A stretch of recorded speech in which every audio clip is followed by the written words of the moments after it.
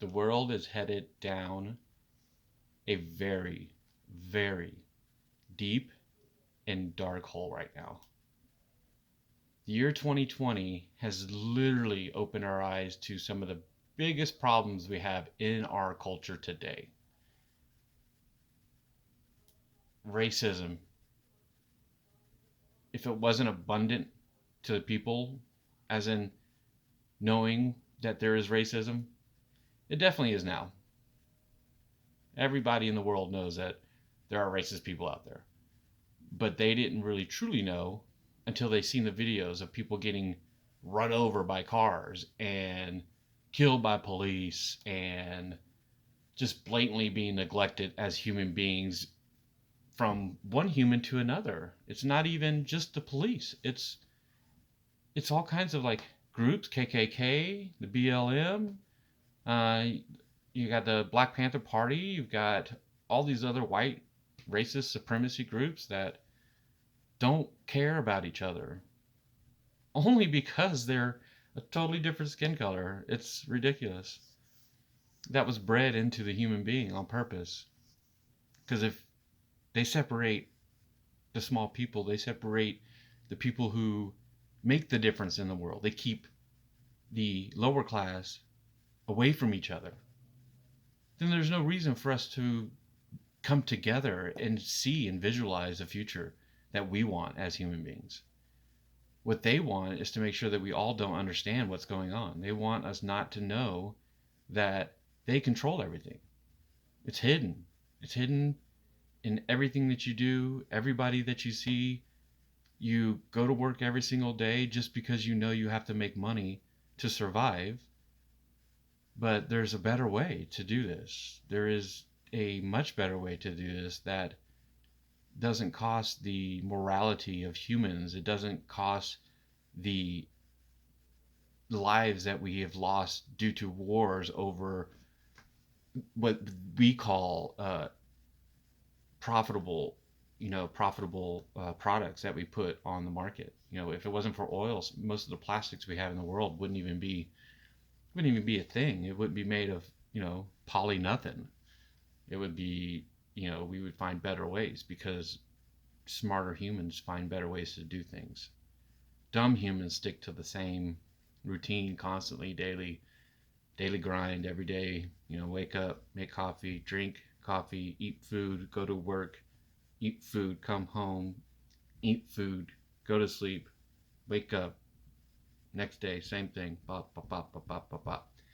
We weren't created to do that. We really weren't. We were created to evolve and to become smarter and smarter and smarter. And somewhere down the line, we have completely stopped getting smarter. We're getting dumber as a culture. They'll throw all these numbers at you and say, oh, no, no. Well, number one, we've got better jobs. We live longer. We have a healthier environment. And da da da da. It's all lies.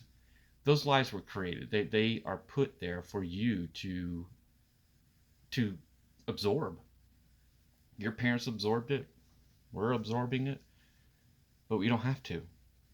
That's the great thing about human nature, is that we don't necessarily have to be conformist human nature.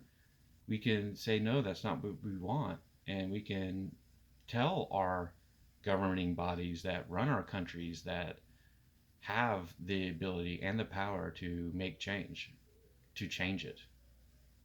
You know, there is another type of economy that, if it ever takes hold, it will completely change the entire universe in mental thinking, as in the way we look at the universe, the way we observe how we were created, the way we observe how the earth was created, and the way we see how our future can be unfolded in front of us. If we stick to a capitalistic system, eventually that one percenter group of people that basically run the entire world will be dwindled down into the like 0.1%, which leaves 99.9% of the entire population poor, and that 0.1% filthy rich to the point to where they'll never ever ever lose any money ever again. They'll never ever have to worry and fear about the people rising up, because they will have so much control, because number one, will be in an artificial intelligence type society already, and they will have control of all the AI.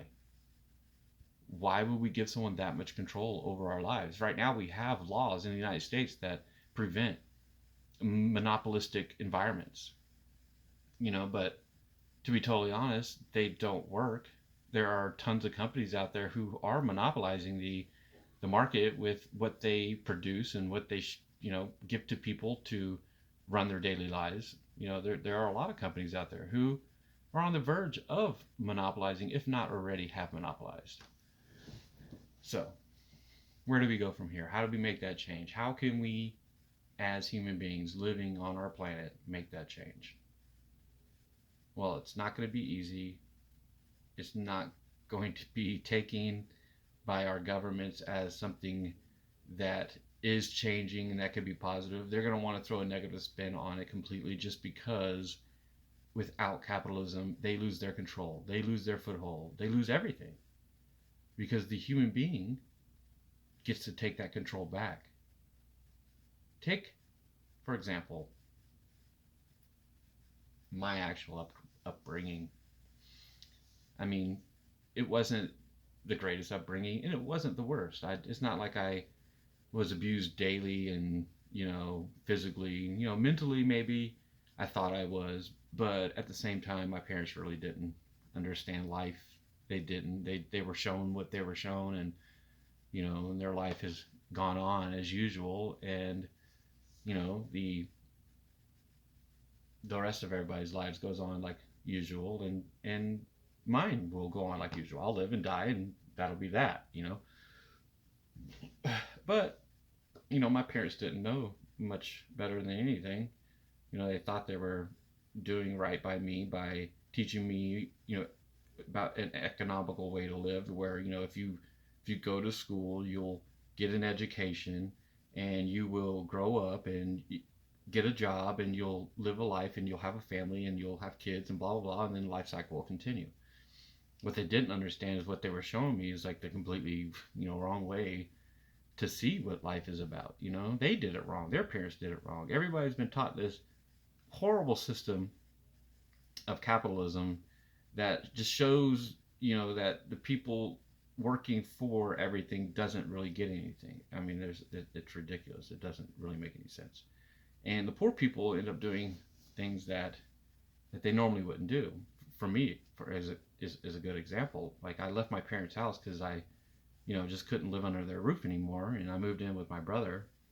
And my jealousy as a human saw my brother. He used to make really, really good money. He made cash money. He was a bartender at a nightclub, and I mean, I'm talking about bringing $400, $500, $600 every night cash home into his pocket. And it was like, damn, I want that. But honestly, I didn't want to work for it.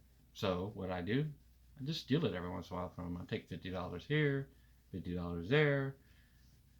But if we were in a capitalistic society where everything was worth money, and instead everything was worth nothing, like literally zero, like the work he did was because he loved to do it, not because he had to.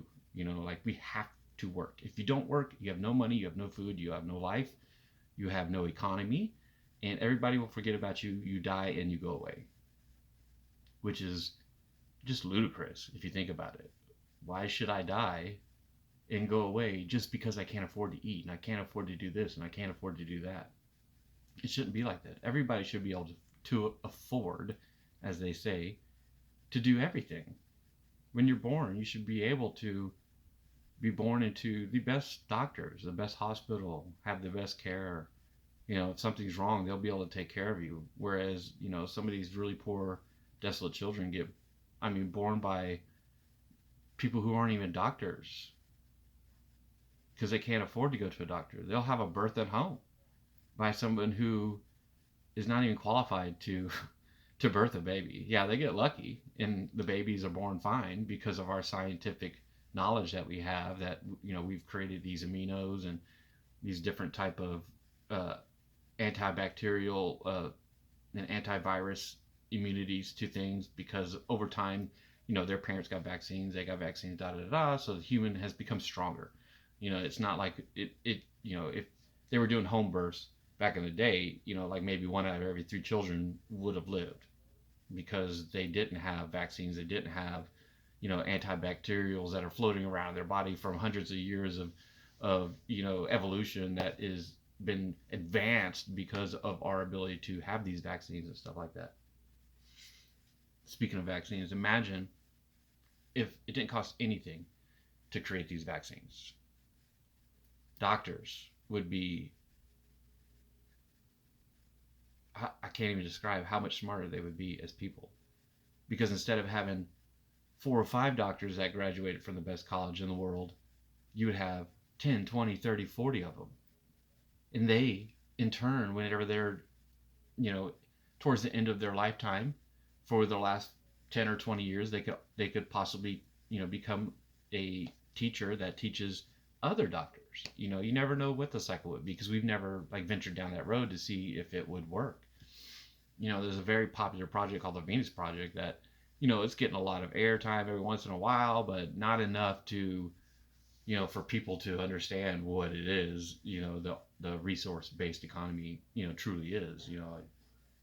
I did just a little bit of research and figured out what it is. So imagine if, every single person that want to change in life, truly, truly want to change, if they knew what the RBE or resource based economy is based on and how it works. So, back to me again. So, I would steal money from him, and I had a great time with it. I really did. I'd go out play pool. Did this. Actually, I worked a job, but my job didn't pay me anything. Like it was just chump change. I'd making like I think it was $6.25 an hour, and I worked like 5 hours, and that was only like 4 or 5 days a week. So what money was I making? Not enough. He even went as far as to give me a job. He gave me a job with his masonry company. Later down the road, him and a buddy of his got a masonry company, da da da, and they started it and landed some big jobs. He needed help, so I went and helped him. But I also helped him in a way that he never thought would be helpful, and that was how not to hire somebody because, I was like one of the worst employees. I'd never wake up on time. I rode with him, didn't have a car, so I would make him late. It was just ludicrous. The way I lived my life in my 20s was just so stupid, and I can't believe my brother actually could have forgiven me, but he has. He's forgiven me. We moved forward from that. I've apologized, and I've learned a whole new way to live life. It's totally different. But back to the subject. He forgave me. Well, if we were living in a resource-based economy, number one, my parents wouldn't have had to work so hard. They worked really hard. My dad worked 3 jobs sometimes. So did my mother. She went to college. She would work at a regular job, and she had a part-time job, and she had to do her homework and all that. I mean, I don't see how they did it. I really don't, but they did. And they raised 5 kids. Most of us are alive for the most part. We're all kind of messed up in the head because we really didn't have that family dynamic relationship where dad and mom would sit down with us and eat dinner and all that, but that would never happen. We didn't have time for that. There was no time for that. Anybody who knows my family, there was no time for eating food together. No. It was wake up, they went to work, we jumped on the bus, we had sandwiches at school, blah, blah, blah. We come home. We most of the time would feed ourselves. Our older siblings would make dinner and we'd feed ourselves. And, mom and dad would come home when they could, 8 o'clock, 9 o'clock at night. They might sit down, eat, watch TV for an hour, off to the sack. That was basically their life. And we couldn't understand that as kids. We didn't know what to do. We had no inkling that when we grew up, we're gonna have to ride down this same rabbit hole. It was ridiculous. And honestly, my parents now, they're still alive. They have a really nice house. It's almost paid off. But they still really don't understand what their life was about. Why did they work endless hours every single day, every single week, just to make money, to raise their kids, to make money, to have a house, to make money to eat, to make money to make everything that they do their life. You know, if they wanted to go out on the river or out on the lake and have a good time, they had to buy a boat for that, you know, and it was expensive. They bought it, but he also had to work hard. He had to do even more work. You know, it was like, why? You should be able to just go to a boat store and be like, hey, I need a boat for the day. And they'd be like, sure, here you go. Have a great time. Just make sure you bring it back. And it's like, okay, that's the way life should be. If we had life like that, think of all the revolutions that wouldn't have happened because of economics. You know, these wars that we have are because of economic diversity. We go to Saudi Arabia to protect them from Iraq. Why? Because they have oil. We need it. It's a commodity. If somebody else got a hold of it, it would cost us more money. So why not spend millions of dollars to protect it? It only makes sense, honestly. Take away the factor of money. We wouldn't even be using oil if it wasn't for money. If it wasn't for capitalism, money wouldn't be an object. Money would be just that, nothing. Precious stones such as gold, silver, copper, diamonds, rubies, emeralds would no longer suit the purpose of the people, as in wearing it for jewelry and stuff like that, because it's not worth anything. It would be our human right to use that stuff to create better things to make our life better, to take us further in the future of humanity, to dig deeper in our souls and find out what makes humanity tick. It's certainly not money. It has become that because we let it get there.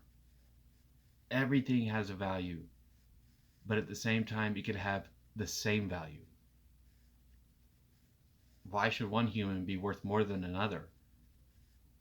Professional sports is the prime example of what is wrong with our country and our world. We pay them millions upon millions upon millions for their talent, when they should just share their talent with the world so that the world could see that talent and so that the world could admire that talent and want to be that talent. They shouldn't want to be the rich talent person. Being rich could be a mental state of mind instead of a value. Children who are poor can be rich in their spirit, can be rich in their value of humanity. They can be rich in what they provide to humanity. You never know. There could be somebody out there who has the cure for AIDS, but we don't know it because they never get that opportunity. There could be somebody out there who already could have had the cure for COVID-19 before it even became an issue. But we didn't allow that to happen because we suppressed those people. We don't give them that opportunity. We have to stop. We have to listen. We have to spread the message. And we have to change the world. Without changing the world, we are not going to survive. A resource-based economy will take us into the future. It will fix a lot of things that we've totally screwed up. So let's try to fix these things. Let's come together as humanity and not individual races. Let's come together as humans and not individual countries. There should be no just American. There should be no just European. It should just be humanity. Separation is what has driven us into capitalism. So stop hating each other and let's spread the message of love. Let's spread the message of a resource-based economy to change the world so that we can live on earth in peace, in harmony. And it's a real thing. This is the first video of many videos that I'm going to make. So please stay tuned, and sorry for the black screen.